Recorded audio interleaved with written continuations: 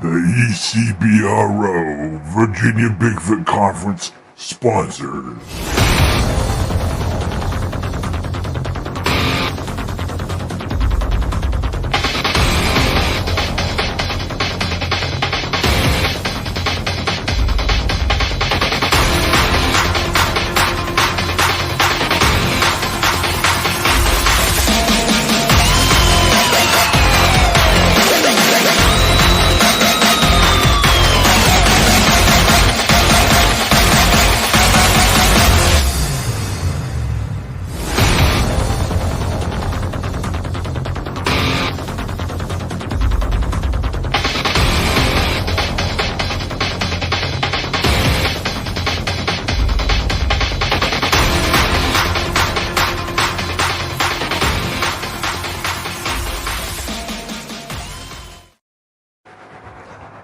Sponsored and promoted by Legit Paranormal.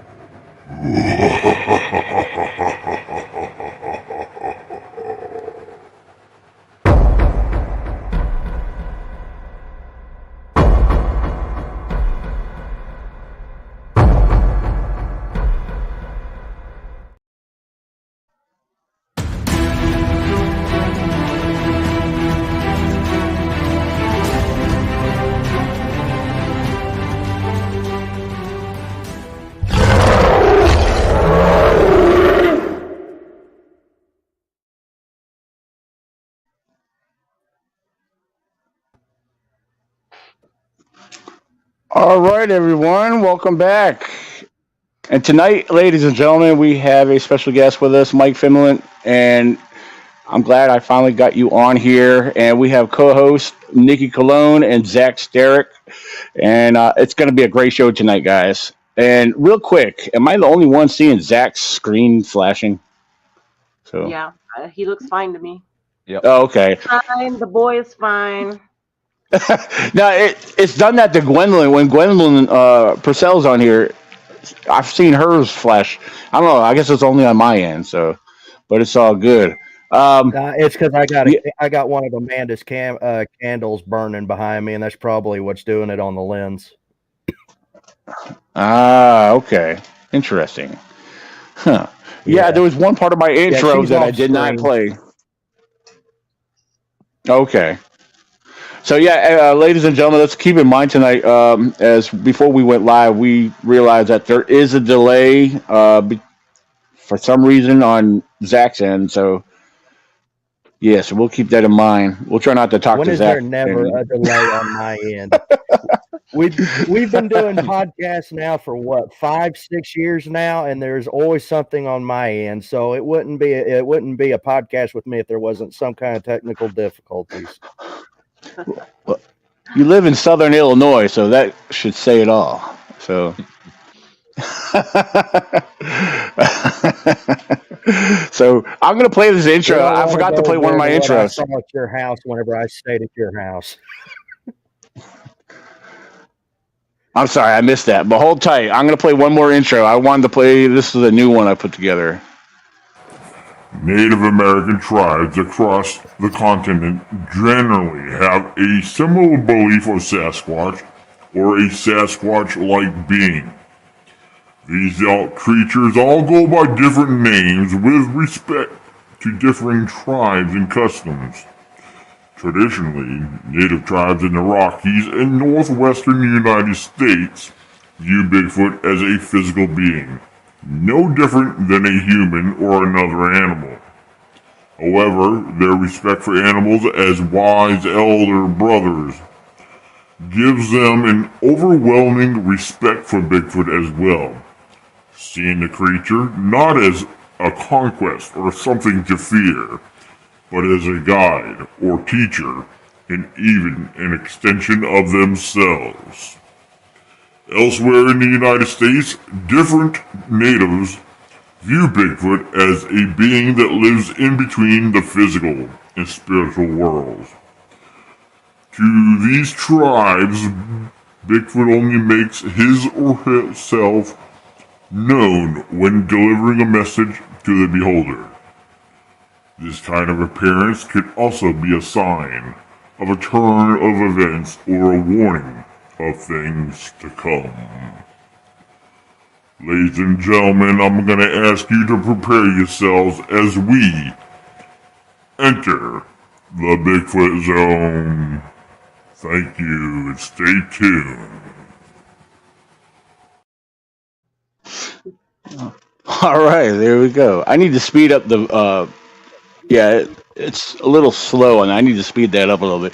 So, when I played it back earlier, it sounded fine, but yeah, it sounded like it was like too slow. I need to speed that up. So, all right. Well, enough of that tomfoolery. So, You need to quit sucking down that gas that's 6 times heavier than air. no, I'm on a forklift a lot at work when I'm loading and unloading. So, that damn propane. Oh, hey, we got Gwendolyn in the live chat. Awesome. Good deal. Hey, Gwen. All right. So tonight, for those who are on here, we got an audience on here already. I'm going to be watching the live chat the best I can. So please forgive me if I miss anybody. If there's any questions, because we do encourage you to put questions out. If you have questions, bring them on, and I'll try my best to address them. And so, so yeah, let's go ahead and get started. Well, first of all, welcome, Mike, and it's great to have you again. And again, I mean, yeah, yeah. So first Yeah. time here. So yeah, yeah, we've had some discussions. I mean, we've ran into each other at events, and just never really had that time to really get to know each other. So we're really going to get to know you tonight, I guess. So Great. Yeah. No. Thank you so much for having me. I'm honored to be on here. It's great. And in passing, we've always had good encounters. So I'm happy to be here and happy to get to know a little bit about you too. yeah, absolutely. I think one of the last times we did see each other was it the Sutton, West Virginia event? I believe so. Yeah. Yep. Yeah, I was out of it that during the whole thing. It was hot. I was looking for It was. shelter most of the day. I mean, the heat was making me so sick. so, but Yeah. but I survived. Um, so yeah, I want to get started. I want to ask you, like, what's basically got you started as far as looking for Sasquatch? Yeah. Well, I'll tell you the story. It started back in 2011. I was working at a beach resort in Sarasota, Florida, and I was watching Finding Bigfoot on TV, and they were like, if you want to come out with us, you can. You just got to email us. So I emailed them, and I paid like a whole bunch of money. And in a couple months, I was set to go out with them, right? But I had never been camping ever before this, the whole thing, right? I had always been like an inside kid growing up, video games, stuff like that.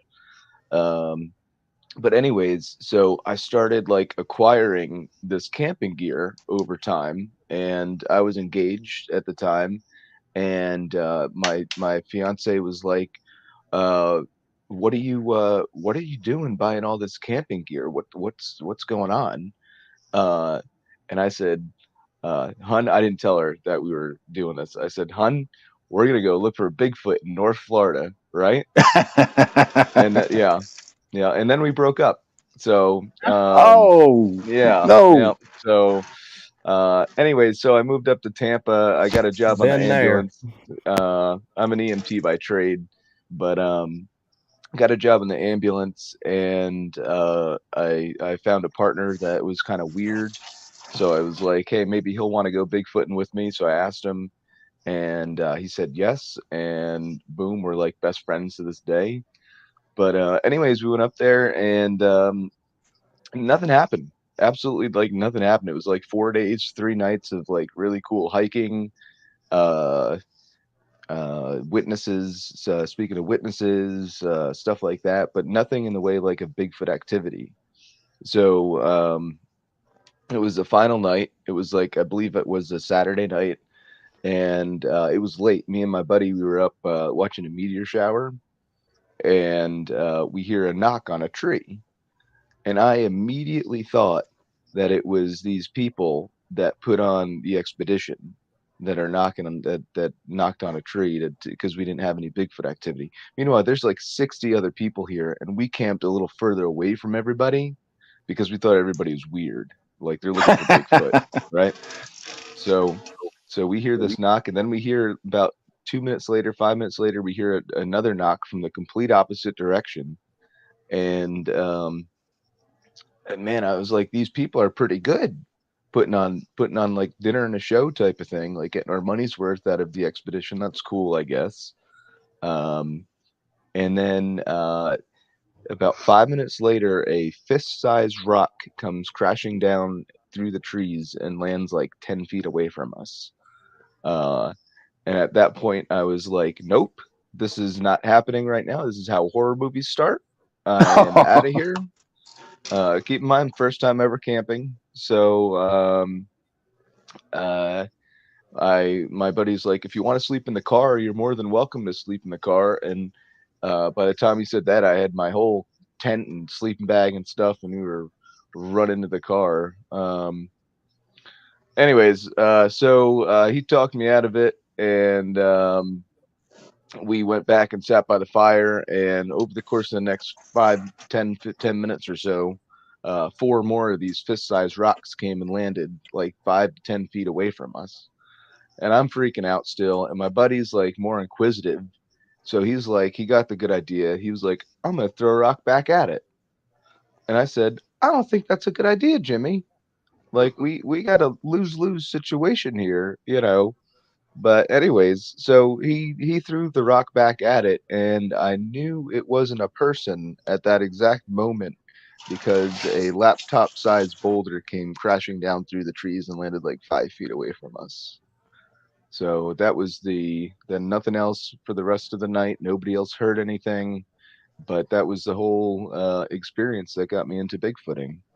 Oh wow! So now, you guys were away from all the other people. I mean, did the thought of the possibility of maybe somebody from that group might have thrown that rock towards you guys, or was that in the different direction? Well, no, that was our first thought. Is like, okay, they got to be throwing rocks, and we thought it was people throwing rocks until that big laptop-sized boulder came, Mm. which was totally outside of human range. Then the next day we did some measurements, and we found like the closest it could have been because of like the trajectory and stuff like that. The closest it could have been the person or the object throwing the rocks was like 75 yards would be the closest. So Mm. take that how you will, but I don't know anybody that could chuck a boulder 75 yards. Yeah, yeah, I would say that's very interesting for sure. Um, Real quick, um, just off topic, but yeah, you mentioned how you were into EMS and a firefighter and everything. I actually have a picture of you in your uniform. I wanted to Oh share boy. this with you. Uh-oh. Just for funny humor. There Oh, you there go. it is. Yeah. Yeah. I was browsing for information. I was like, oh, this would be cute. Yeah. Yeah. Yeah, I kind of see How? the resemblance a little bit. Yeah. Yeah, I thought that was cute when I saw that on your timeline. I was like, I'm going to share that. I think that'll be Well, fun and innocent. So, I but appreciate that. yeah, no problem. You mentioned you thought that was probably what, second or third grade or something. Yeah, I believe so. That's my best guess. Yeah. Now, one of the reasons I wanted to bring it up when you were at a young age, is that something you've always wanted to get involved with? Yeah. Yeah. Oh, I that's always very wanted cool. to, actually, I wanted to be law enforcement growing up. I wanted to be a police officer my entire life. And then when I was 16, I joined the ambulance squad. I volunteered for the local ambulance squad up here. And Nice. then I just fell in love with it, and I did that for like 12 years or so until I stopped. Nice. Yeah, that's awesome though. Um, okay, yeah, I'm sorry, I was reading the live chat real quick. But yeah. Now, as far as how often you go, well, first of all, let me back up because I've been watching. I see all your posts, and man, you got a very large tour. I mean, you got I mean, Yeah. I mean, you. I don't know. I Yeah. wanted to. I was debating on how to say this, but you get around. Hey, So it's not the yeah, worst thing I've been called or been told about, but yeah, no, it's great though. I'm seeing a whole bunch of different areas of the country, talking to different people and meeting different people in different areas of the country, which is great. And then at the same time, I'm filming my show in the shadow of Big Red Eye while I do these tours. So it's like two birds, one stone type of thing, and it's just the best of both worlds. So I can't complain about it. It's awesome. very awesome. So yeah, I threw this up here. If anybody's in Pleasant Valley, New York, next Monday, Right go outside of check Mike Poughkeepsie. out. Yeah, right outside of Poughkeepsie, New York. Oh, okay. Now I know I've heard of that. Is that more in the western part of the state of New York, or Like the Hudson Valley. Yeah, so like south east, I would say. okay? Yeah. Hmm. Now, yeah, one of the big questions I have is in the shadow of Big Red Eye. Mm. Uh, where did that come from? Yeah, so in your one of your openings, you have about how the Native Americans have a different name for every like type of Bigfoot around. Like in Ohio, it's like the grass man, right? And in Florida, South Florida, it's a skunk ape. In Sussex County, New Jersey, where I am, which is kind of the armpit in between Pennsylvania and New York, is where Big Red Eye gets its name from. And the story behind it is in 1972, a state park ranger went on record and said while he was on patrol, one night he saw reflecting red eyes, two pairs of reflecting red eyes. And ever since then, the newspaper got a hold of it. And ever since then, we've had Big Red Eye in Sussex County, and it's been reported all over the country since. Nice. Now, yeah, I hear with a lot of other reports from various sources, a lot of people do report the red eyes when it comes to Bigfoot. Yeah. Um, now, do you believe that they may have other eye shine, or do you believe it could be any, or strictly red? No, what's interesting about it is second encounter, I was at a park in Central Florida called the Green Swamp Preserve. It's a huge, big hotspot of Bigfoot activity. But me and my buddy were there. We were in a Colt Creek State Park, and we were hiking, and I was doing Bigfoot calls like it was my job, right?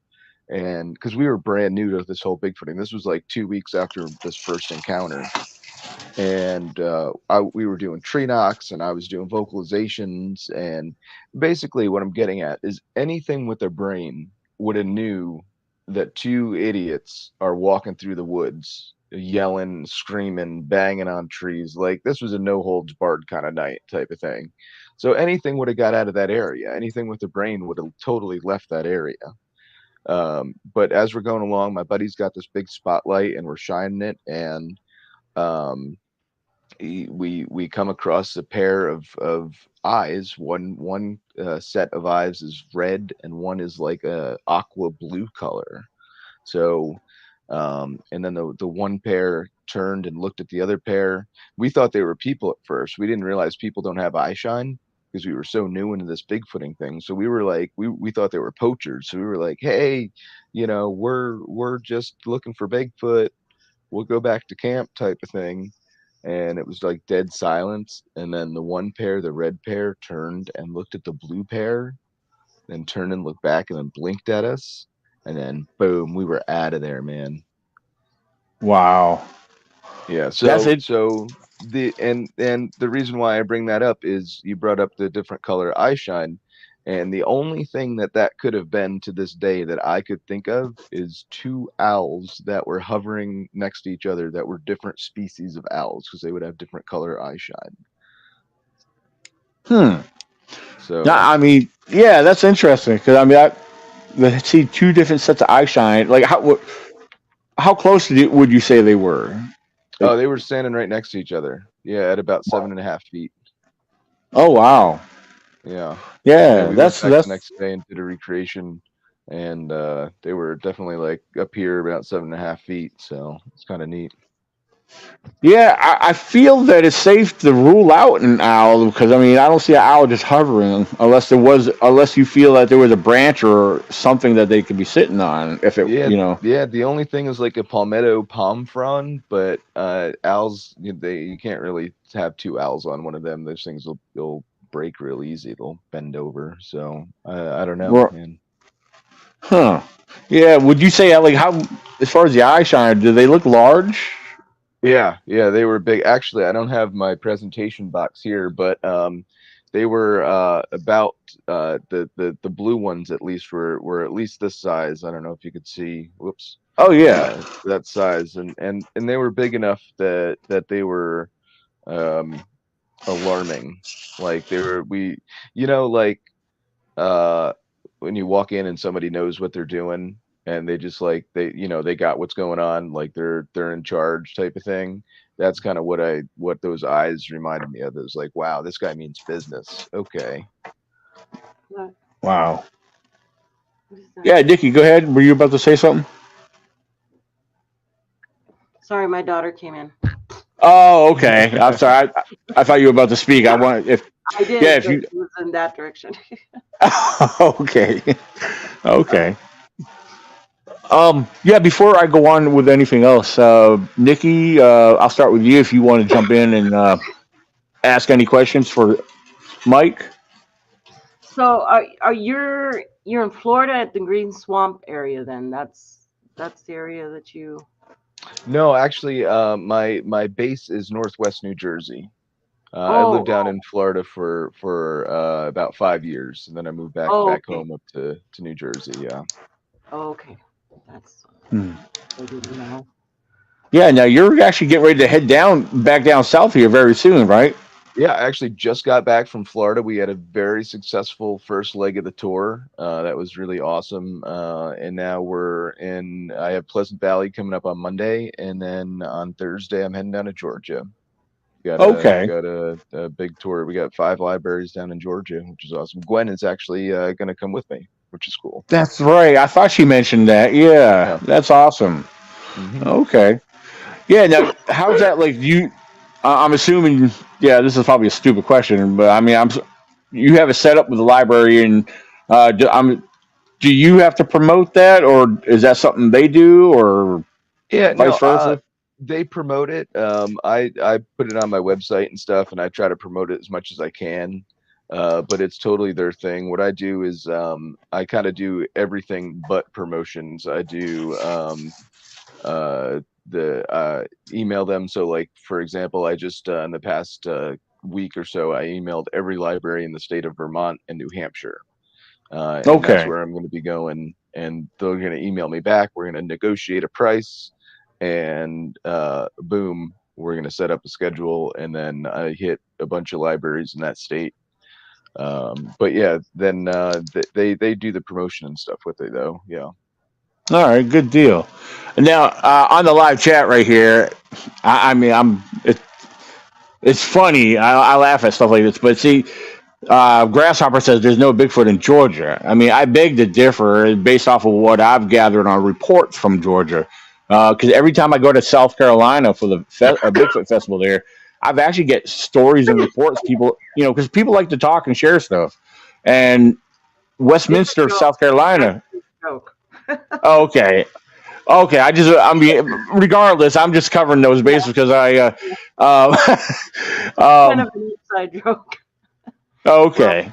we're always Pat Turner's from Georgia. We're always telling them there's no Bigfoot in Georgia because he's Oh. always telling people there's no Bigfoot in Florida. It's this running joke that we have between people, and that's Oh, okay. That's why he's But okay. He yeah. clarified it right here. So he That's said he all was pretty. quoting someone's. That's I exactly got you. but on that note though, so I do a lot of where I go, I do a lot of trying to find witnesses, right? So I'll promote it on Facebook and these other various social medias pretty hardcore trying to find witnesses. And Georgia has been like pulling teeth to find witnesses, which is very unusual. I've got one good witness who I'm going to meet up with, but it's surprisingly difficult. Yeah, I mean, I don't. Yeah, that's surprising to me because I mean, I've talked to several people over the years and that live in the Georgia. That's actually or well, eyewitnesses. And like I was just saying a little while ago, yeah, when I'm in South Carolina, I know for the last 2 years I've been down there, mainly this past year. Uh, oh yeah, a lot of people tell me about local sightings and stories, but I Hmm. had like at least three that I can recall, Oh, three people that wow. live in Georgia because um, that I don't know, I can't recall the exact locations, but Yeah. it wasn't far from because we're at Westminster, South Carolina, is not far from Georgia, from Hmm. my understanding. So, and these are people that come from Georgia to attend a festival in South Carolina. So yeah, there's people down there that have seen them. Yeah, for But sure. yeah, so hopefully maybe something more will turn up for you there on that because Yeah, I know uh, they got a Bigfoot museum down there that I think we're going to try to hit up. And maybe they'll have some leads down there. I'm sure they could hook us up. yeah, is that the one that's David Becerra I runs? couldn't tell you. I don't know. I think it's called Expedition Bigfoot, if I'm not mistaken. Yeah, I believe that's owned by David Becerra. Yeah, if you're not familiar with that, you should check into him. He's somebody you might want to talk to. He might be able to direct you or connect you with somebody. Yeah, let me write Um, his name down. Cool. yeah, but Bakara. If I believe that's correct. Somewhere along Awesome. that lines. So Awesome. yeah. Oh yeah. Um, I've never actually. Well, I've met him briefly once back in 2017 at the Ohio Bigfoot Conference. But yeah, because I don't know if he sets up there every year, but that's when I first basically met him. So absolutely. Um, hmm. Zach, I know you've been quiet. I was going to give you an opportunity to jump in there if you wanted to ask or say anything to Mike. When am I never quiet?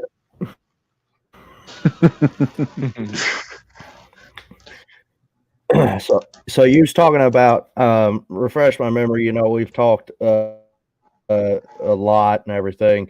Where exactly was this that you was talking about earlier, where you guys were camping and you guys were um, getting all kinds of activity? Refresh my memory if you would. Yeah, that first encounter was in Torrey State Park in the Panhandle of Florida. It's about 30 miles from Georgia, about 60 miles from the Gulf of Mexico. Okay, okay. Um, I'm just trying because I got an investigative mind and everything. I'm trying to think. Was you guys cooking any kind of food prior to this, like any kind of like red meat, poultry, Oh, beans, stuff like that? and I couldn't remember. That was so long ago. Couldn't remember. I know just recently It's we were just down in Ocala, in Ocala National Forest in Florida, and we were cooking something. It's this hobo pie with red meat and stuff in it, and we definitely had my friend saw some eye shine, so I think that brought in something for sure. Hmm.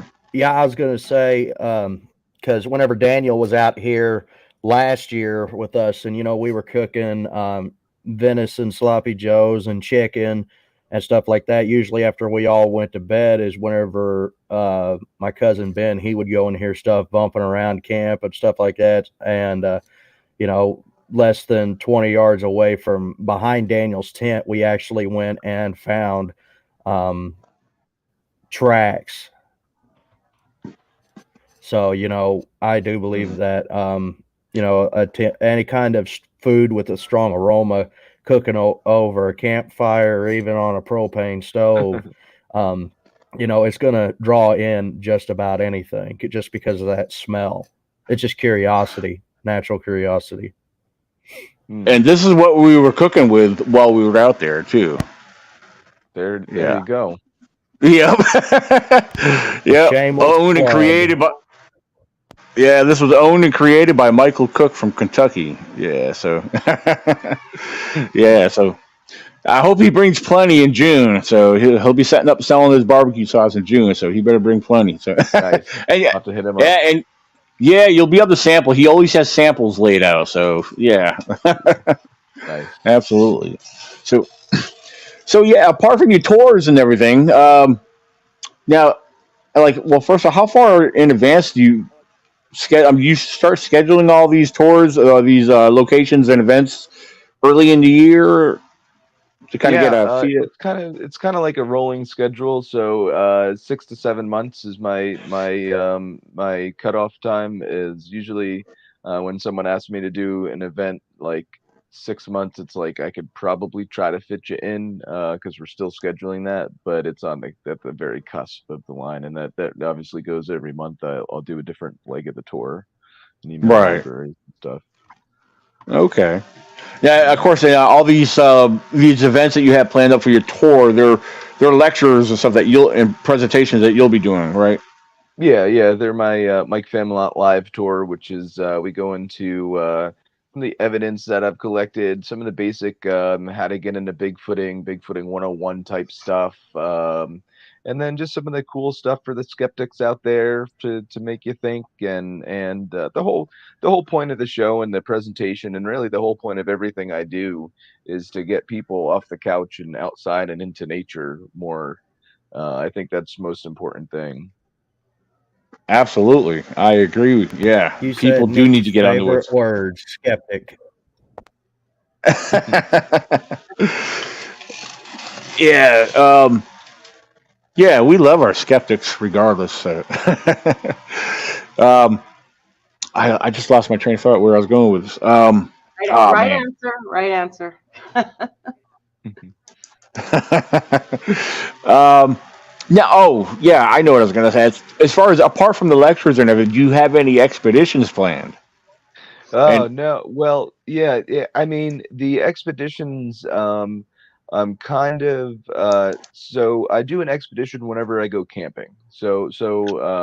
Or whenever I have a tour. So for example, this Gwen and I, when we're going down on this Georgia tour, we're gonna be camping in three different areas, and two of them are gonna end up being expeditions, if you oh, will, and nice. we're gonna be filming for our show during that time, which is awesome. And I do that every place that I go to, so that way like I said, kind of before, is two birds, one stone. I get to film the show, get to do an expedition, and I get to talk to, people at the libraries. It's great. Well, that's awesome. Now, having Gwendolyn with you, she gets a lot of activity on her property there, and I think that goes for like a lot of females that enter the woods tend to have activity, and like I used to share every time I used to go in the woods. A lot of times I go in solo, but I remember as I shared often before, one particular location I used to go in a lot by myself. Back when my daughter, when she was a teenager, I used to take her in there. Well, I took her in there one time, and that day I took her in there, I had all these crazy wild vocalizations like Mm. over top of the ridge beside me.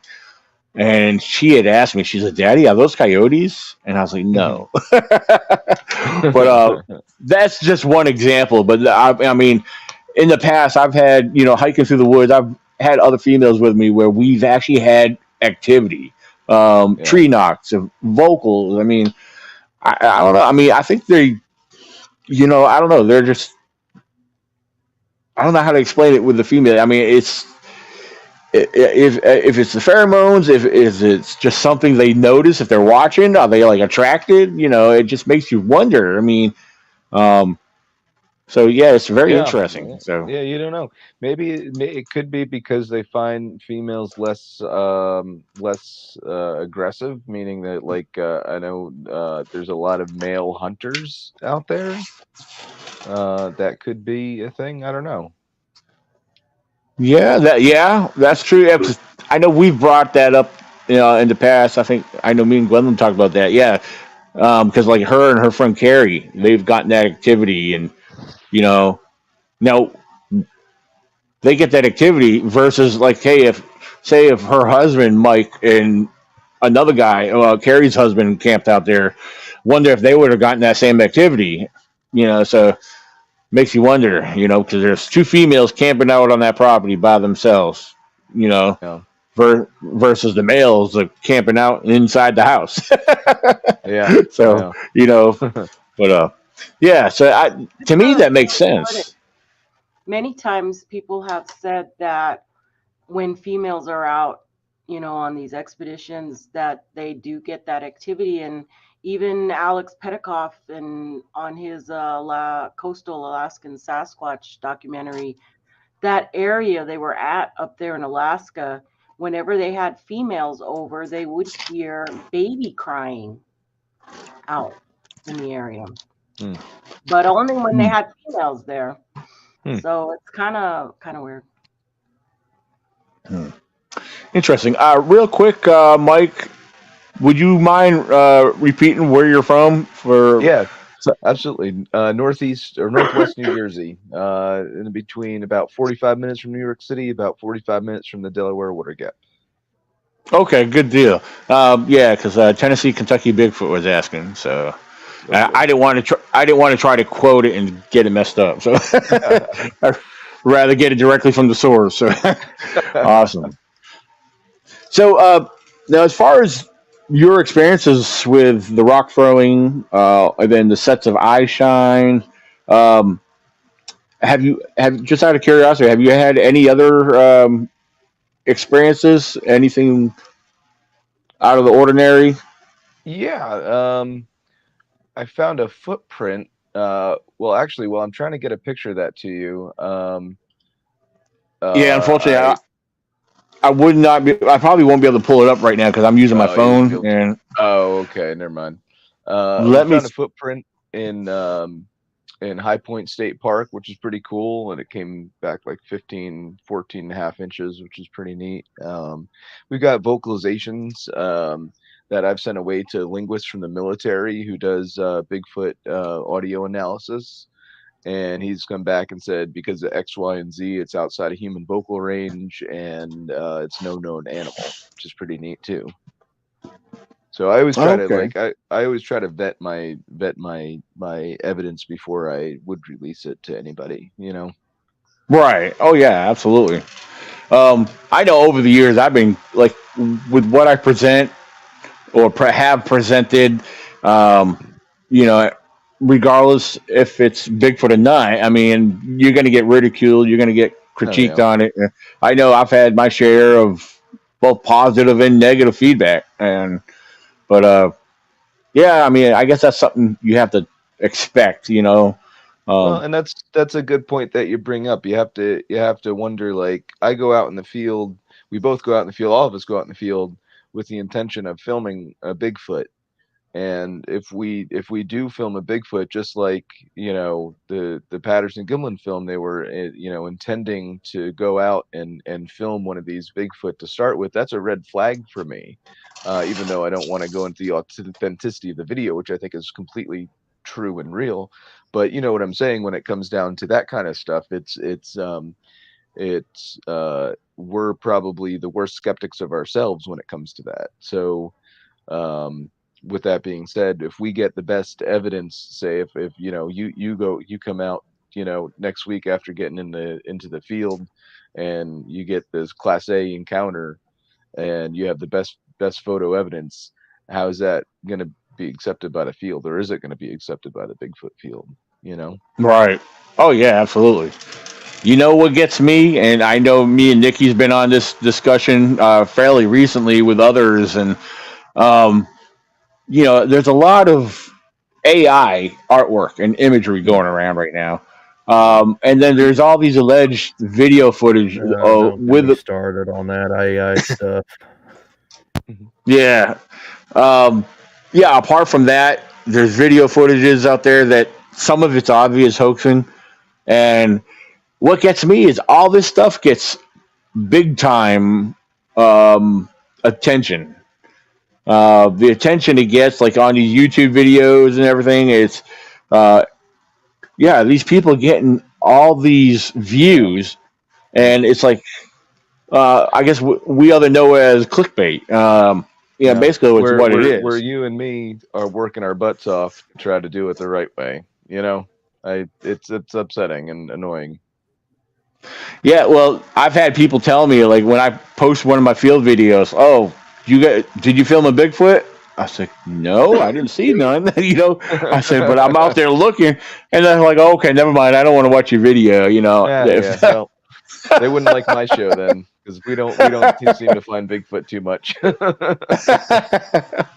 I picked up while I was recording. Once or twice I've had tree knocks, and you can hear it through the audio. Um, but I've never had nothing out of the ordinary while filming or while I was out hiking. The coolest stuff I ever get is off my trail cameras, which I just put them out last weekend again. Because after picking them up and reviewing them, I had a lot of wildlife. I had tons of deer.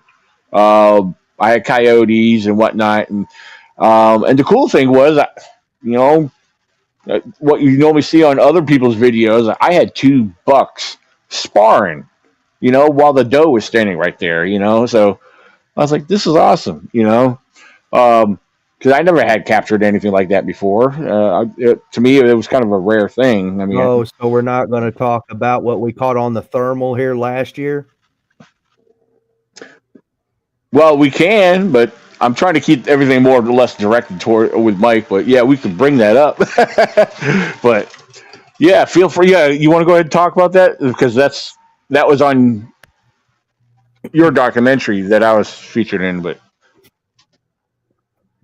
yeah, I mean, I don't mean to take away from Mike or anything or hijack the show, but he was talking about that.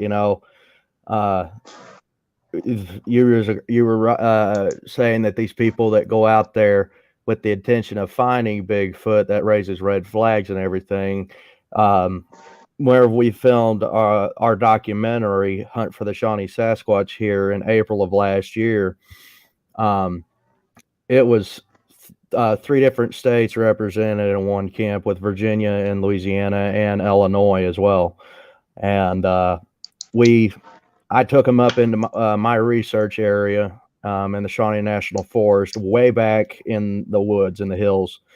And we had been hearing and finding and seeing things throughout the time that we were out there. Daniel found a tree structure that was to the west of camp, probably about half mile to 3/4 of a mile away.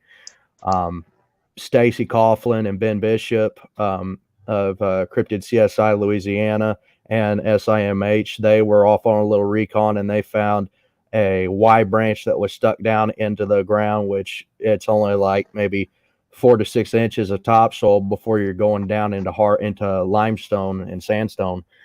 And we were getting all kinds of activity up around camp. Whenever we all got back, I had my parabolic, I heard rock clacks. And then we went off on our final night investigation. And there was Daniel, how many of us were there? There was like 8 or 9 of us that night in our little group that we had doing the night investigation. Let's see, 1, 2, 3, 4. Let's see, there was you, there was Jess, there was Stacy, there was Ben, there was me, there was Chi-Town, there was James. That's right. And then did you mention Joe was there? Well, wait, no, he wasn't there for the night. Joe left earlier. He left early, and we filmed the rest of it. Right. Okay. We were off. There was some stuff that didn't make the final cut for the actual documentary that Daniel told me about later on here just recently, that he actually caught one thing on camera on his thermal imager. But the one real piece of evidence that Daniel, I'm giving him full credit on it because I didn't know about it until a week after we wrapped up on filming and we'd all went our separate ways and went home. And he sent me the film clip, and it was clearly something that was hunched down on its hind legs, like squatted, and it was like peeking around a tree, and you could see it like moving back and forth, and it was craning its neck looking, and it was where it tell them exactly, Daniel, where it was that you were at and where you caught this thing on your thermal. Yeah, well, first of all, we were all actually in the camp, and this was across from camp on the other side of the other side of the forest road, in the woods right there where it starts to go downhill a little bit. Well, it starts level, then starts going downhill. The thing is, I use my thermal FLIR earlier in that area, scanning because constantly scan the area there, and I mean a whole 360 degrees around the camp, and I can honestly tell you, whatever I picked up later that evening was not there earlier that day. And but something very broad. I mean, I could tell you from what I recall. I would have to go back and watch the video. It's probably still on my thermal FLIR. Um, but it was broad. It was dark. I mean, the image, the FLIR, the heat was picking up dark. Um, but whatever it was not there earlier, and I do recall it being broad. It looked bulky. I could tell you that much. But again, it was not there earlier. So when I scanned the area, because I was using my thermal FLIR quite a bit, you know, um, as soon as as soon as it started to get dark, because around there it gets dark quick around there because all the pine trees and all the thick trees around the camp. But yeah, this was across from camp, so it was interesting. I mean, because it's a thermal image and it's just you know, I honestly can't say it was Bigfoot, but it was something. We were all accounted for. As far as I know, it was not none of us because everybody that was there was accounted for in the camp. So, um, yeah, but that's And it. all up and down the forest road, all up and down the forest road, and in the woods surrounding camp, I had 6 or 8 game cameras deployed, following all the major game trails, and in the area surrounding where you went and caught that thing on camera, I didn't catch anything. So whatever it was had to slip past my game cameras because I had that place covered up, like locked up tighter than Fort Knox. Well, in that particular area, I don't think your game camera was. I don't think you had one in the area because, assuming that this was something that came up from down below and just happened to come up towards the top over towards our camp. I mean, See, because I I don't. I mean, because I had 2 cameras overlooking that valley. hmm, interesting. I mean, we've gotten some vocalizations from back there, but I've heard.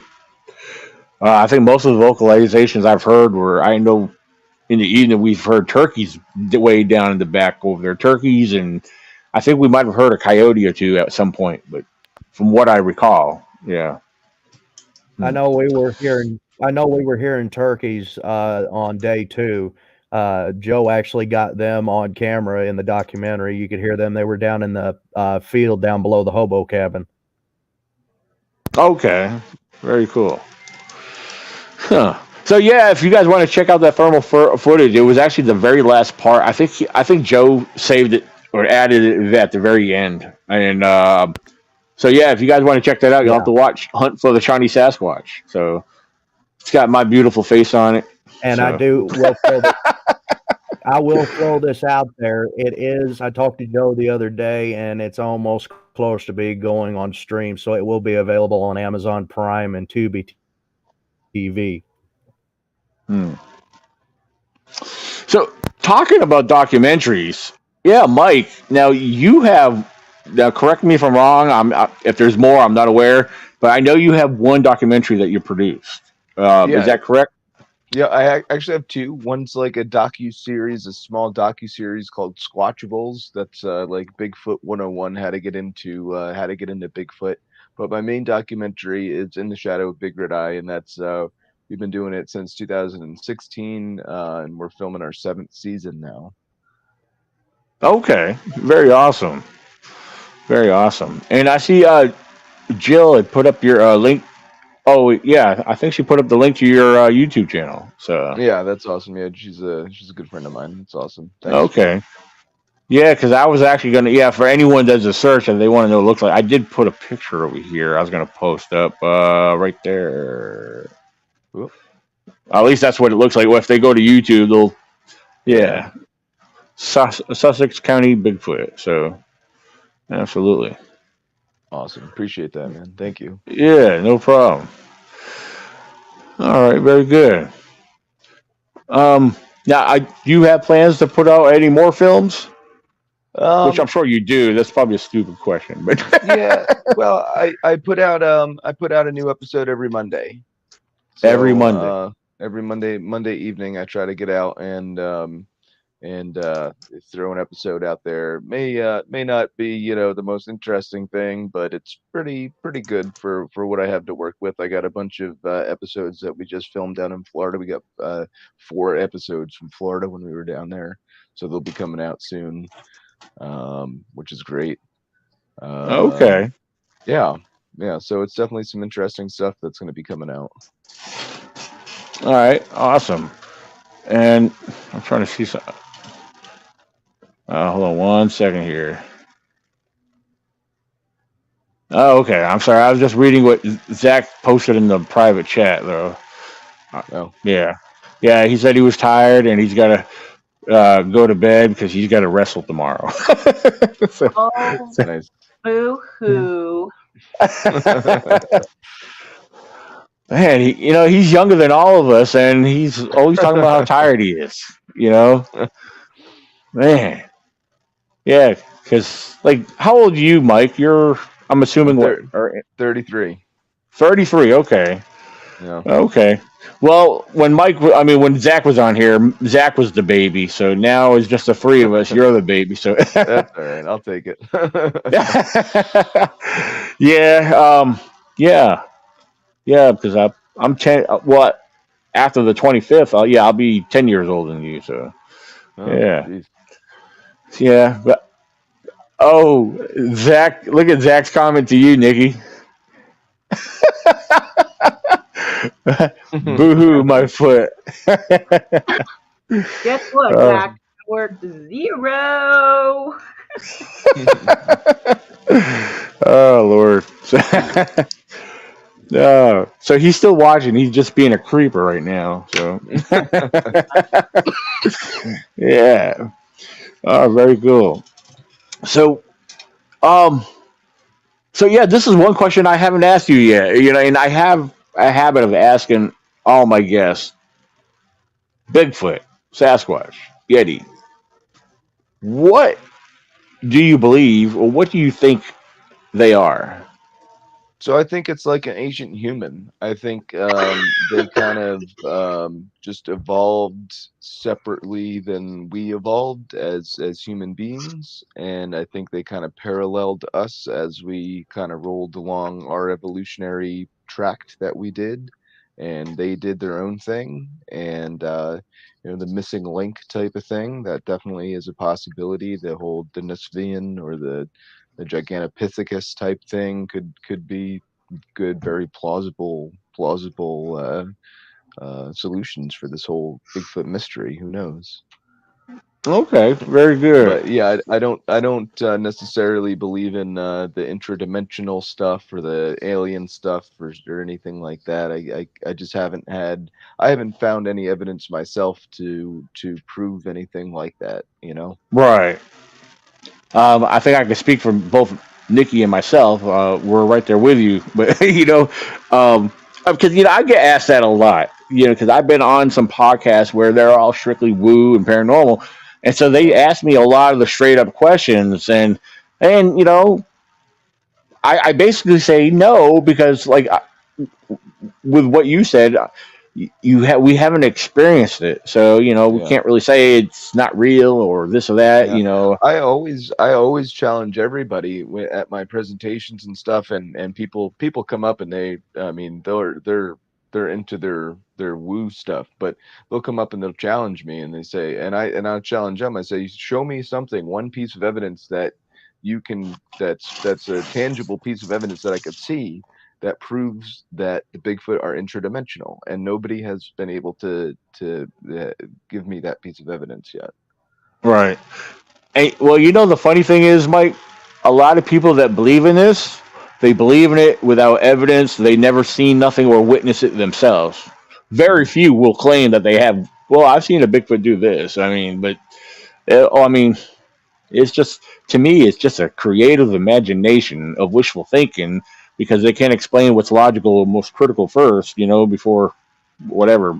So, yeah, we all want answers, and of course, it's easy to assume or believe in a different method or theory because we can't explain, why are we not seeing them that much? Why don't we see them hardly at all? I mean, we see more black bears. Black bears here on the East Coast, like Virginia, we got tons of them, but I haven't seen a black bear in a long time, at least a live one anyway. I've seen them on the side of the road hit by cars, but we have in Sussex County, we have the highest density of black bear population east of the Mississippi, which is also interesting because we have the highest number of Bigfoot sightings east of the Mississippi as well. now, see, that's interesting. Interesting correlation there. So you have a high population of black bear. How often are they seen? I've seen them 5 times my whole life as I'm hiking. Okay. Well, see, So, consider, not often. yeah, and I wonder how many other people, because how many people get out and hike up in Jersey? I mean, because you're in the, I'm assuming you're up in the country in the woods area. Because I know I've been in other parts of New Jersey that's not so pleasant to be in, especially if you're east of. Yeah, especially if you go east of Philadelphia, So you want to steer clear east of Philly. Let me tell you. Yeah, trust me, I've actually been up through there, and I was like, man, look at this decay. I was like, wow. I was like, this is probably just a taste of what LA and California is like, but so, but yeah. So yeah, that's interesting. No, I like to ask these kind of questions because it just for my own notes' sake, just Yeah. What's cool you know. too is speaking about black bear is if take like Florida for example, because I do a lot of research in Florida and whatever, but if you take a Bigfoot sighting map and like the one that's on the BFRO site, you can get the counties that are different colors or whatever. If you take that map and overlay a black bear population map, they're virtually the exact same. There's 3 distinct populations of black bear in Florida, in the same way with Bigfoot sightings. It's pretty interesting. Right. Now, back last year, when Jeff Belgium gave his presentation, do you recall that statement or on part of his presentation when he was talking about the black bear population, as far as how he was basically making a comparison? Well, I don't know if it was more of a comparison. Yeah, it was kind of a comparison, but as far as he was pointing out the food sources and the ecology on what could sustain a predator in that area. Basically, he was using bears in general as an example, into comparison on what the population of Bigfoot might be. Because if that area basically could produce and sustain black bears, which they're considered a predator, and I guess we could say a fairly large predator. Could that area produce and sustain Bigfoot? Basically, with the food source and the ecology, basically. And but the way he worded it was, I'm not going to try to recall or remember how he worded it or quoted it, but it made sense to me. It made a lot of sense. Lauren Coleman, in one of his books about apes, the true story of apes in North America or whatever. There was a part of his book, because I read that from beginning to end, and it was fascinating because there was a lot of it was about sightings and reports. Now, I quoted it once before and I got it wrong, and Lauren Coleman corrected me on that. But it had something to do with, for every 100 black bear, there may be one Bigfoot in that area. Basically, was. Sure. something he was quoting based on what that population might be. But yeah, um, but yeah, I just wanted to bring those up because that's something I often think about. I kind of keep that in the back of my head. Like you know, my research area. I've had experiences and encounters up there, but you really wonder what would that population actually be in there, or are they just passing through? Um, I've had So people. Oh, I'm sorry. Go ahead. no, so I think kind of on that subject. So you wonder how many if are in the area or whatever. So I think, and people might think I'm sounding a little crazy at this point, but I can back it up by facts, so it's not that crazy. But I think there's 9 Bigfoot living in New Jersey, and I think they're nomadic and they move counterclockwise around the state every third year because sightings increase every third year by 80% in New Jersey. Okay. So And I mean, New Jersey, even though for those who are familiar with it, it's a large. Well, it doesn't look like a small. I mean, a large state, but once you get up there and get in, there's a lot of vast land up there. You we have know. New Jersey has the largest tract of land between Maine and Florida on the eastern seaboard, the Pine Barrens, and we also Right. have a good 100,000 acres up in my county up in northwest New Jersey as well. So it definitely has the landmass and area to sustain a Bigfoot, and especially only 9 of them. If you think 9 Bigfoot, that's not too many um, to have a population of.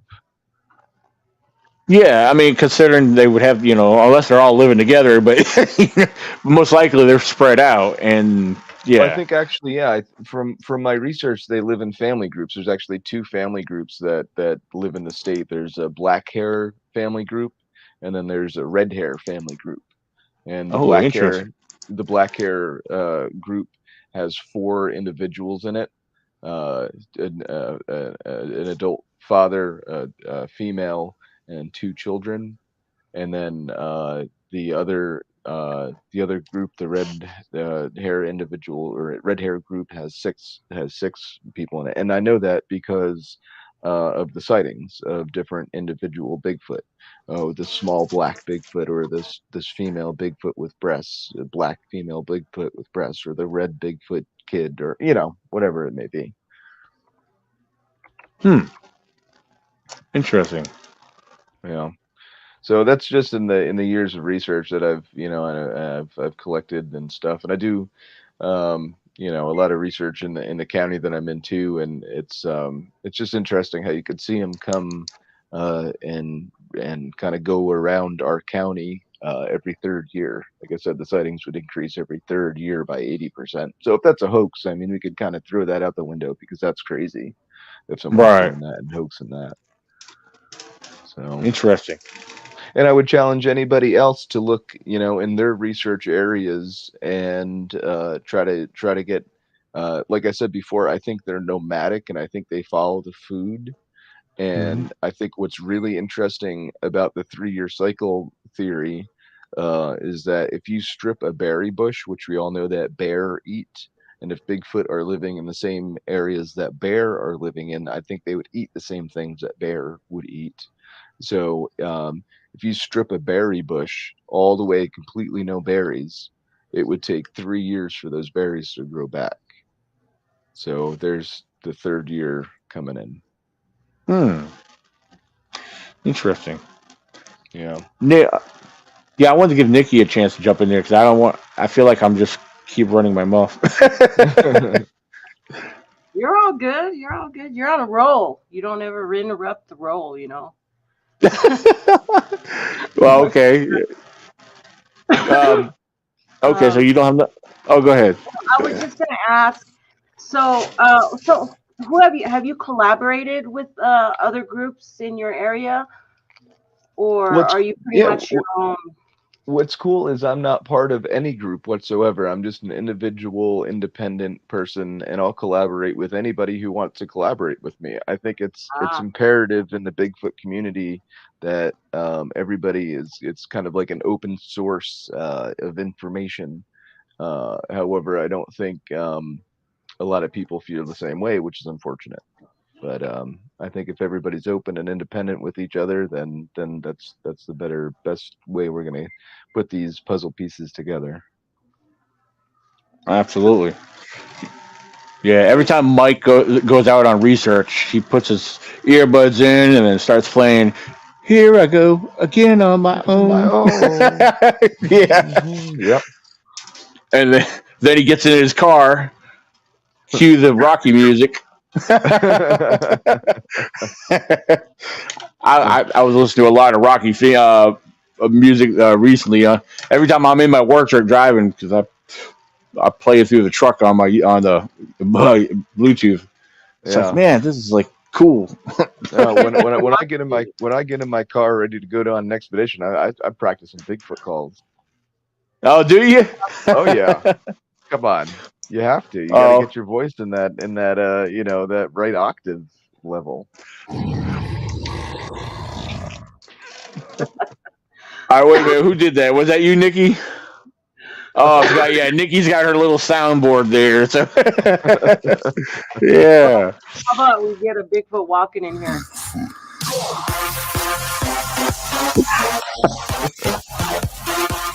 Sorry. Oh, yeah. That's that band Bigfoot, ain't it? Is it? Aren't they called Bigfoot? I think. I don't know. I have all Yeah.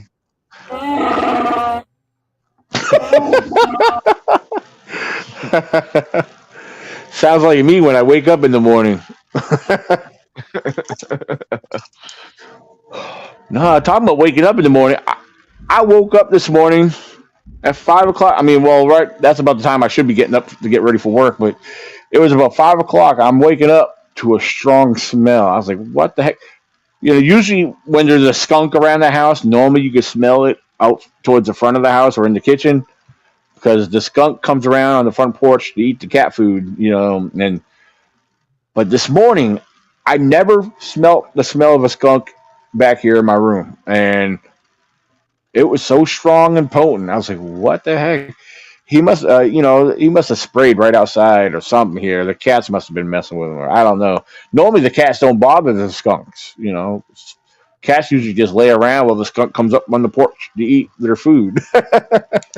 But yeah, very strong, potent smell this morning. So one day I'm gonna smell that while I'm camping. I'm gonna maybe start worrying. I was like, that might not be a skunk, you know. But yeah, because everyone describes, I never smelt nothing foul out in the woods. A lot of people talk about with their Bigfoot encounters or just being out in the woods, they get this strong, god awful smell. Um, I mean, the only distinct smells I've ever had that were not, I guess we would say not pleasant, would be something associated with a rotted tree or a log that was wet from the rain that might give off that smell. But that's the only thing I could ever really recall. Like even with my encounters, I never smelt nothing. Yeah. I'm But trying to. I smell the only thing that I smelled one time was down on the Bridges property in Florida, which they've had ongoing activity for years and years and years.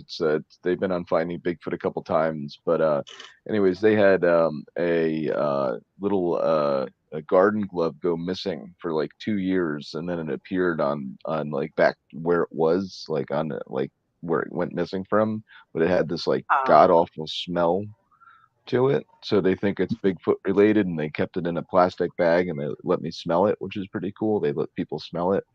But yeah, I can't think of any times that I've been close to Bigfoot. I think a couple times, and I've not smelled anything unpleasant that I can remember anyway. Interesting. Oh.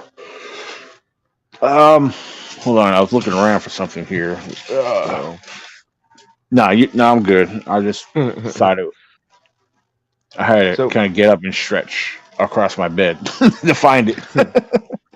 Fun fact for you, the skunk ape didn't actually get its name because of the smell.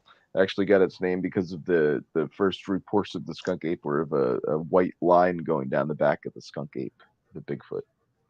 Oh, I don't think I was aware of that. Yep. Yeah. Mm-hmm. Interesting. Because Florida's got a lot of swampy areas, and That's where I assumed that's what it actually got his name, Skunk Ape, because people report smelling that. Smelling it bad, yeah. Yeah. Yeah, it kind Huh. of looks like your beard, I suppose. What's Doesn't that? it? Looks like your beard. Nice white line going down the center. Oh yeah, my beard. Yeah. Yeah. I just washed this real good before I started the podcast. I was like, yeah, it felt nice and silky smooth. I'm working on mine too. I gotta say, after seeing your beard, I'm like, man, I can't let him be the only one in the Bigfoot community with an awesome beard. So I'm gonna have to. I'm working It on it. takes So Daniel watch out. exactly like 1 day to grow that thing. Hey, I was on a podcast. What was it? Just a couple days ago, and somebody talked to them. They brought up my beard or something, and it was a joke in the beginning of the podcast because I was on Talking Tech Paranormal podcast, and yeah, I forget the whole joke, but I made mention. I said, well, I was growing facial hair since I was like 11 years old.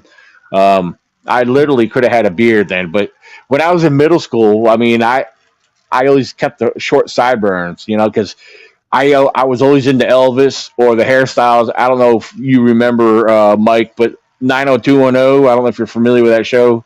Yep. Jason Priestley and the boys. I always loved their hairstyle. 'Cause growing up when I was a teenager, I guess I was like, I don't know. I always cared about my hairstyle growing up, in my teenage years. But yeah, I mean, I don't know what it was. I've always liked that style, so I kept the sideburns. I didn't start growing a beard till sometime after I got out of high school and graduated. But yeah, but I always wanted to be clean shaved and decent looking, because You know what I you had to should be do? that.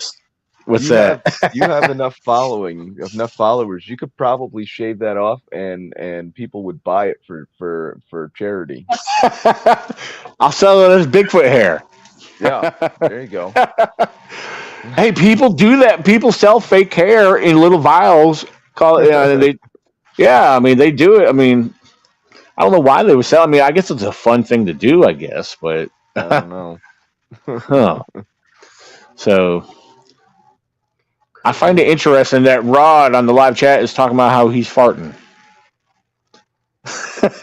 Oh yeah. Oh Lord, he said I have bad farting now. Interesting. He said I'm the only one here now. Well, I don't know. From my view, there's 16 people watching still right now. So, Christian Hensley said too much information. Interesting. Yeah. So, So Daniel, yeah, Nikki. what are Go you up ahead. to? What are you up to? I'm looking at my schedule here. What are you up to? What events are we going to be at together this year? Well, as of right now, in order, thinking off the top of my head, you're going to the Forest County Bigfoot Festival, right? Yeah, In I'm Marionville? the MC of that thing. So, and That's you're the right. keynote speaker. So we're going to be working together. We have to collaborate and do some cool stuff together this time. We'll make sure Okay. something awesome happens up there. Okay. See, now when I talked to him on the phone, Dave is his name, right? Yeah, Dave. Yep. Yeah. Now he talked about he works in programs where each speaker has like I don't know how that works because I gave him he asked me if I had people that I could add to my lineup. I didn't know what he meant by that. Yeah. So, Oh. like a program, he calls it a program or something like that. Huh. It's like I don't know. I got to reach back out to him. I haven't spoken to him in a hot minute there, so I got to reach back out to him and see what's going on. Yeah, the last time I spoke to him was just on email chat when I was trying to find out what was going on with his Facebook event page that got hacked. So, Right. I was trying to help him recover it, but then he found out that he was completely removed as the owner of that page. So I was like, oh man, that sucks.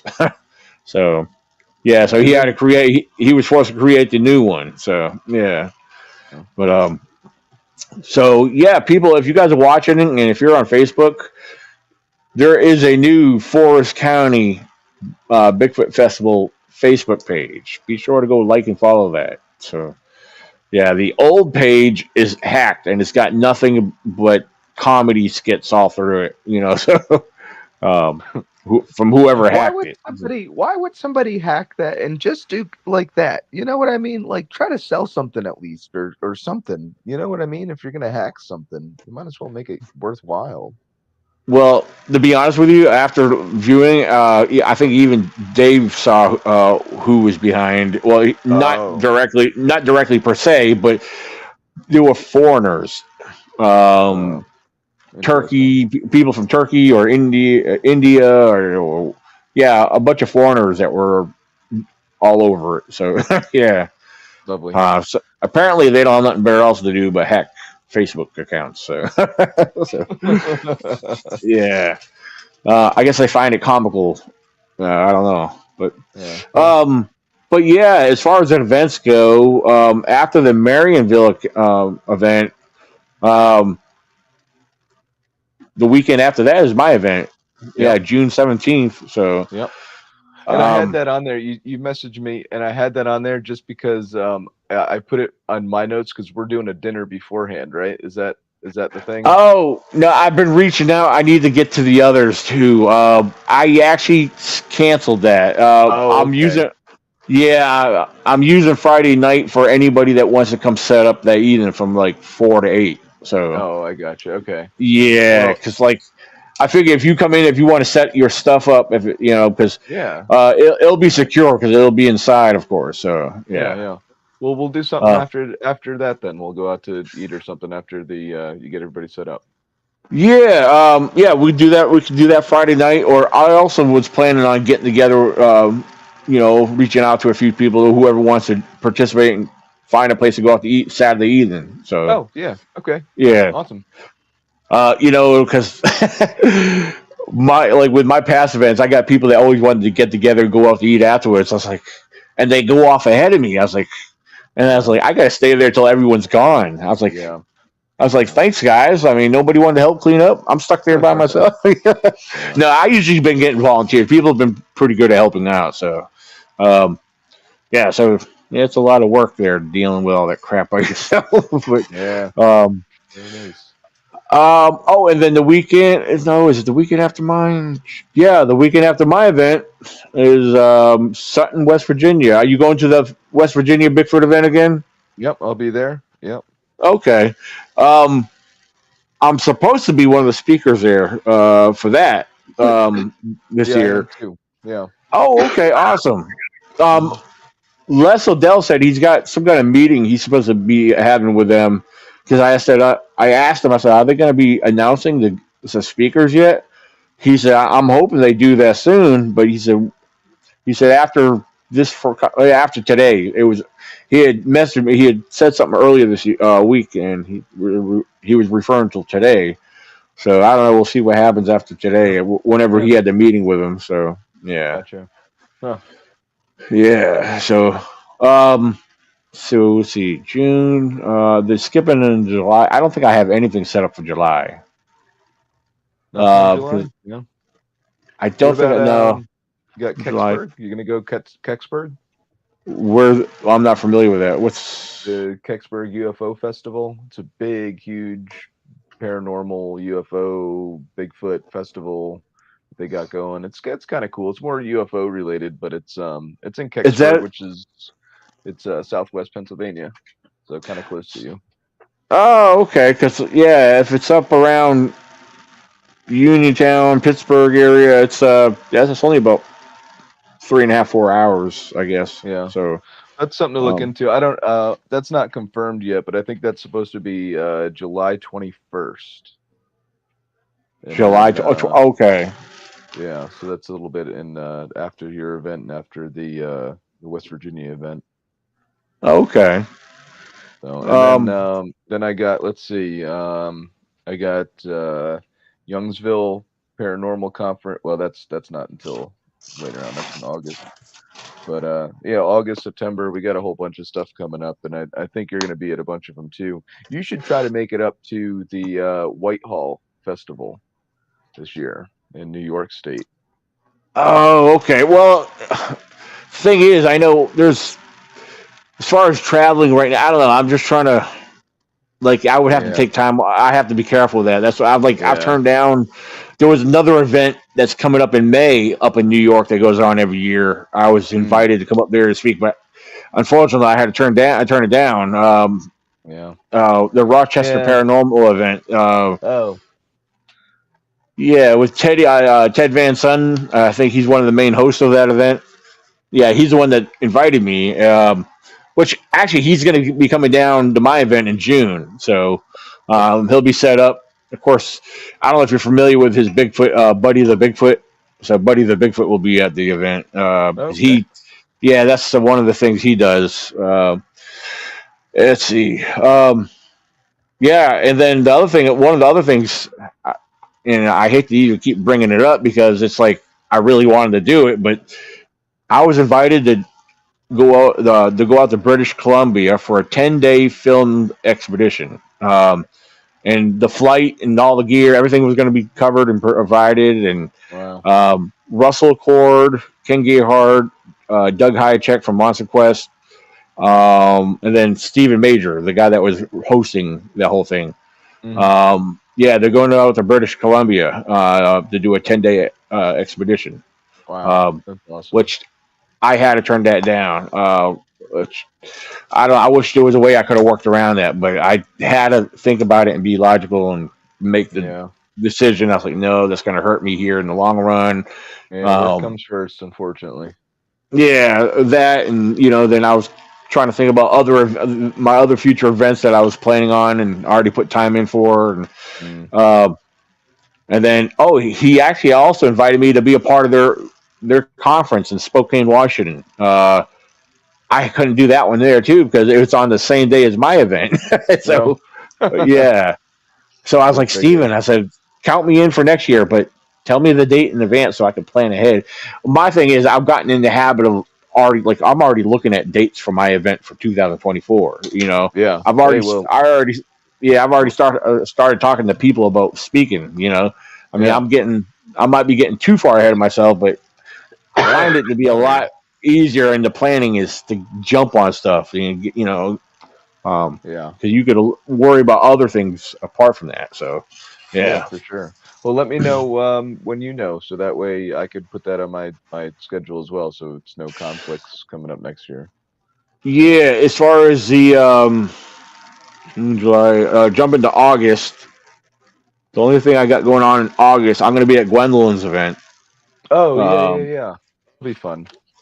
yeah, that's August 12th. We'll be up there for that. June, July, August, and then September. Thinking off the top of my head, I have one event, Pigeon Forge, Tennessee, the Smoky Mountain Terror event. Oh, okay, So, I'll be there too. Nice. oh, okay, good deal. Look at this. We got a So, whole bunch of stuff. We're gonna become good friends. yeah, yeah, we'll be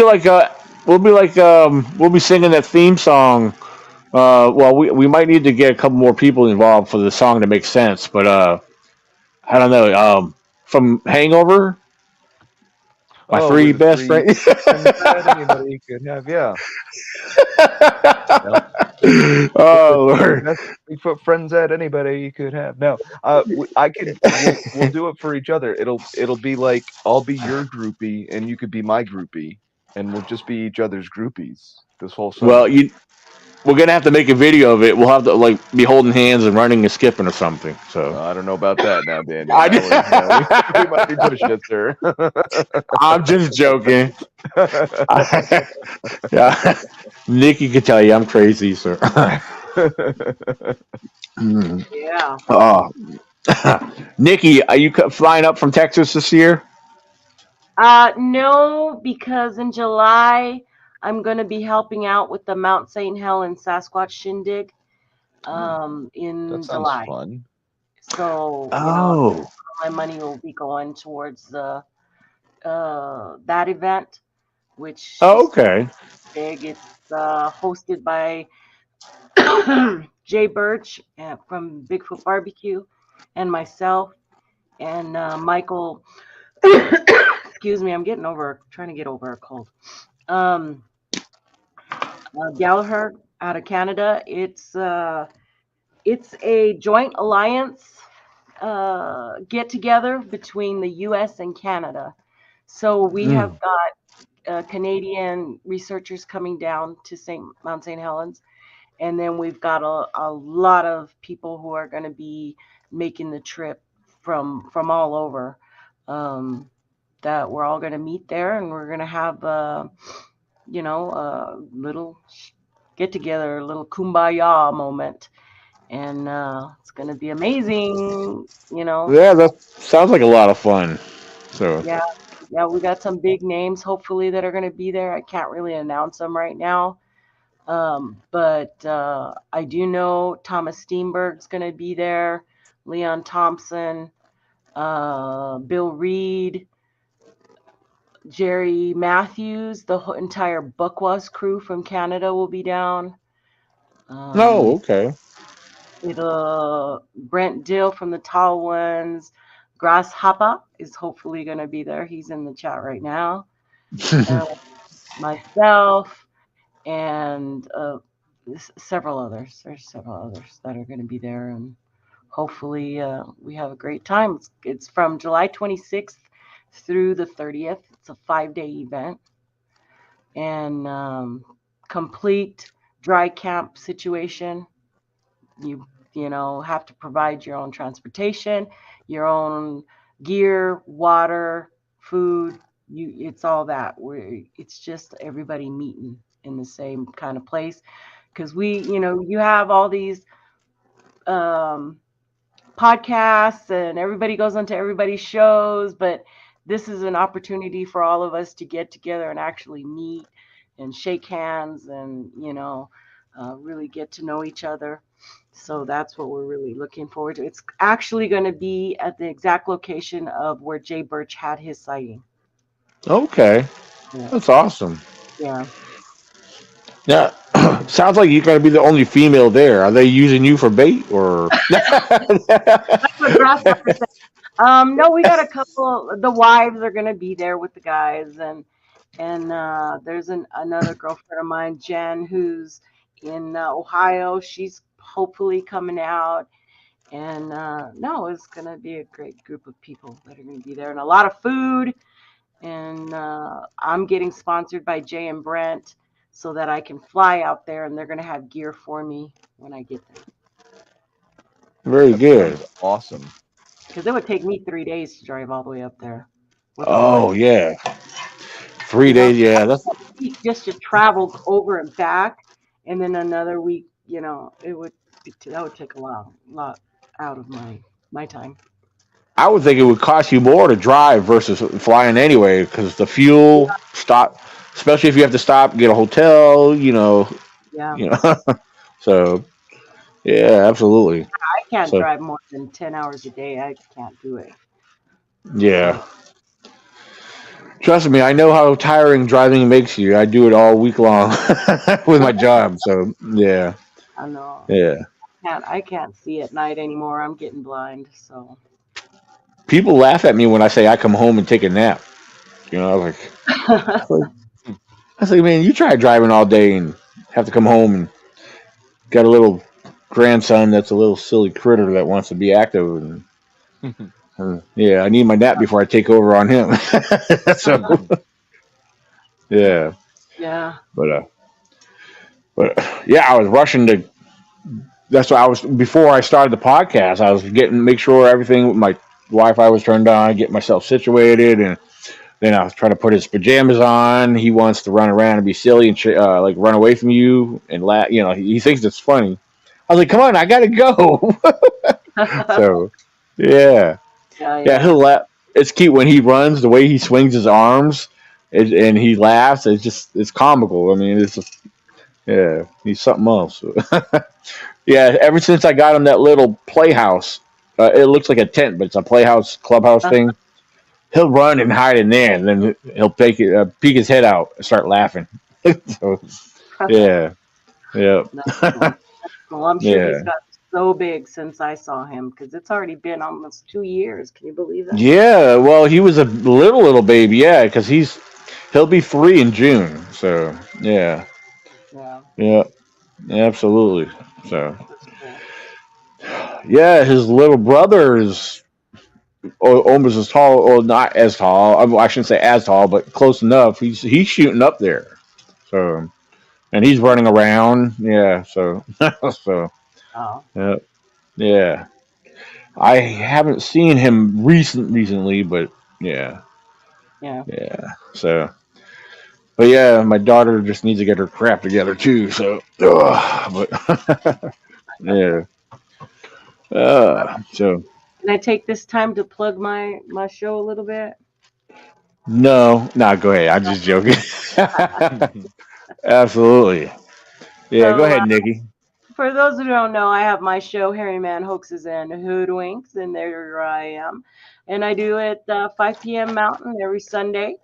And I'm not doing the Tuesday show anymore. It's just a Friday Harry Man Hijinks at 9 a.m. It's my morning show. It may have to do with Bigfoot, and usually it doesn't. We do a little bit of everything on the morning show there. But my Sunday shows this week is going to be Where Are the Smarties? Let me put my little background on. Where is it? There we go. Hold on, Uh, I gotta pull you where up solo so I can see that. There we go. Smarties?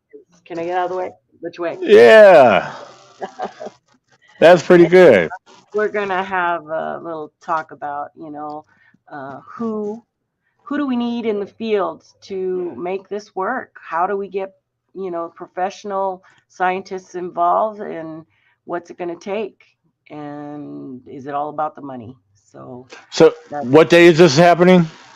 Sunday, 5 p.m. Mountain Time. Oh, okay, because I was wondering because Pat's doing the same thing on Saturday. I'm just joking. I'm sorry.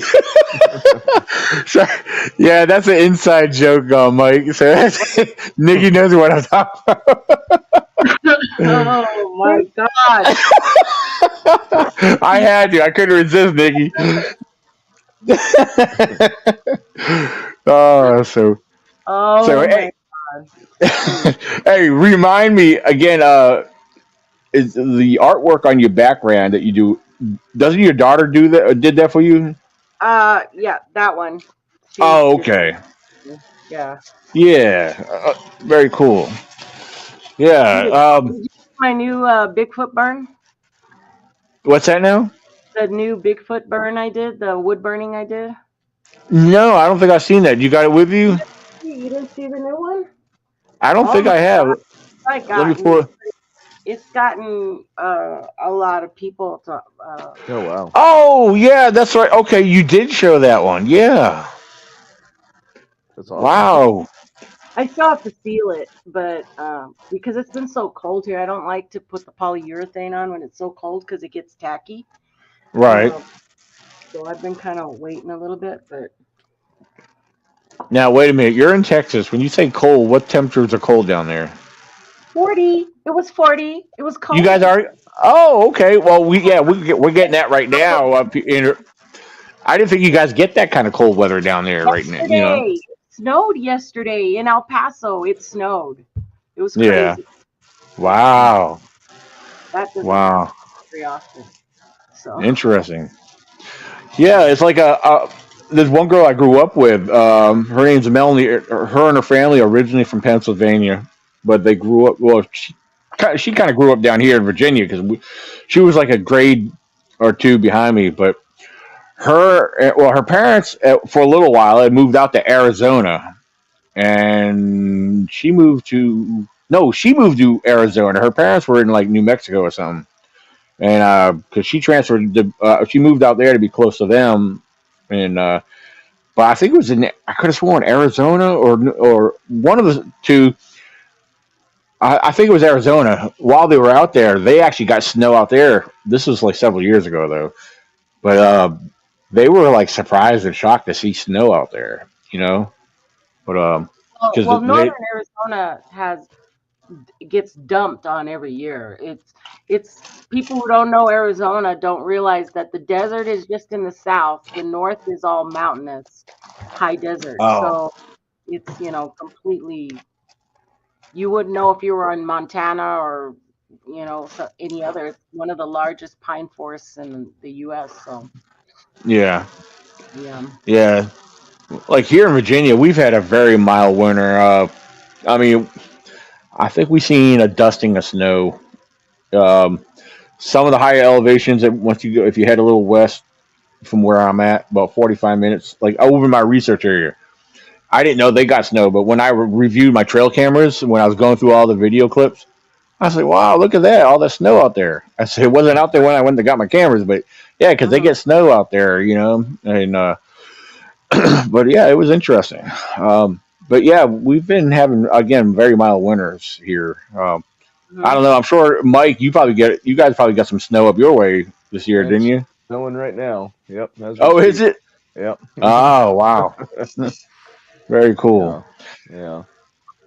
I'm But just How about happy. on I'm cold just roads? Does excited it to snow get on the out of cold here. road? what's that, Mike? I'm sorry.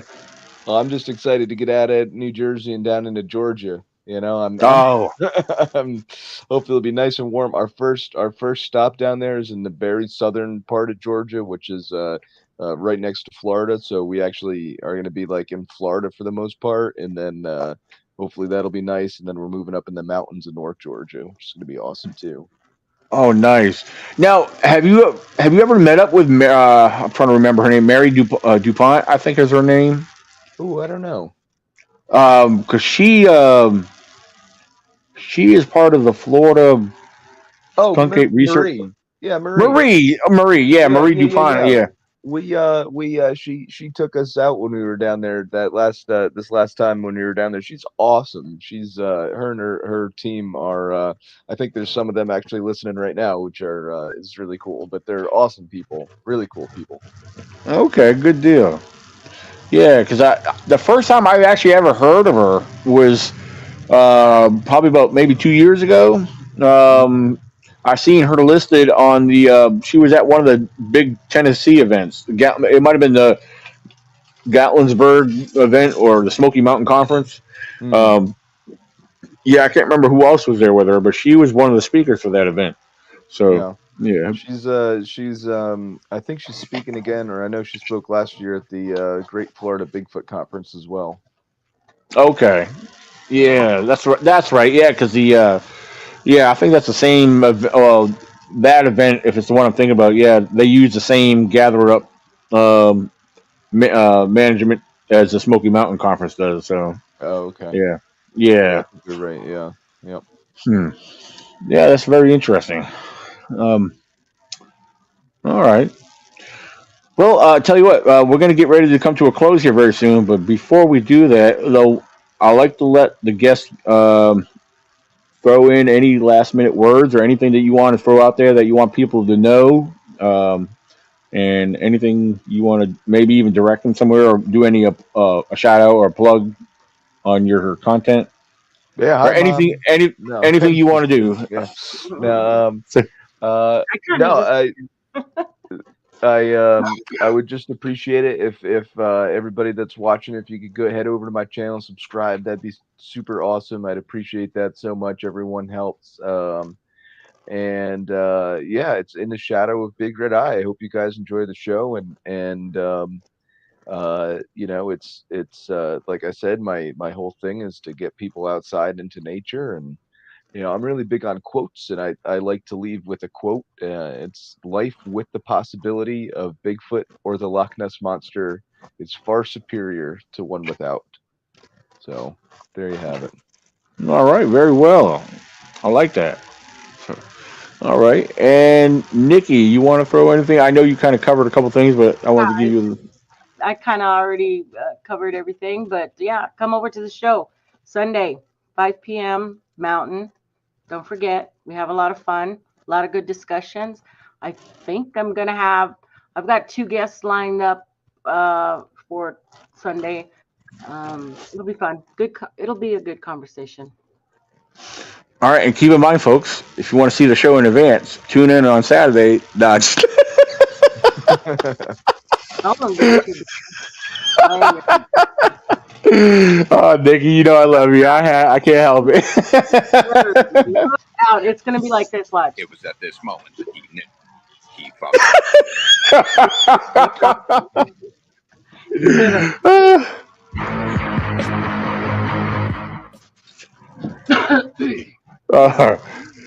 All right, very good. That's funny though. I like that. Though.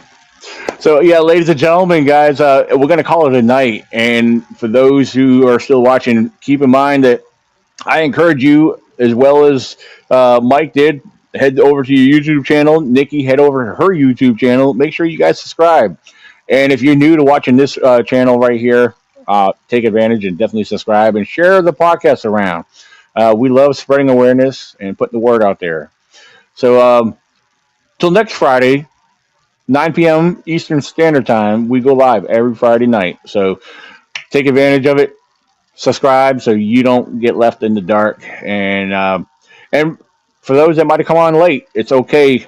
I get people telling me all the time that, oh, I'm going to be in bed or I can't watch it when it's live.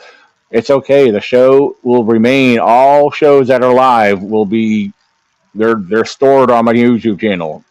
You just have to go under the live section to view them. So, and plus it's already shared on Facebook. So yeah, it's shared all over Facebook, but we're right here on YouTube. So, but with that being said, thank you guys very much. Everyone have a squatchy night. And Mike, thank you very much for being on here. We're going to definitely get you on again. Because every so often we do an open Bigfoot discussion, our roundtable talk. And definitely would love to have you on a part of that. So where we all get into, our discussions are very random. We cover a lot of topics. It's a lot of fun because, we tend to cut up and joke too. We're very laid back. So, yeah. So, awesome. But again, thank you. Yeah, absolutely. Thanks for having me, Daniel. I appreciate it. Nikki, it was nice to meet you. Thank you very much. Nice to meet you. Absolutely. So, guys, keep it squatchy. We'll see you guys next Friday. And we're out.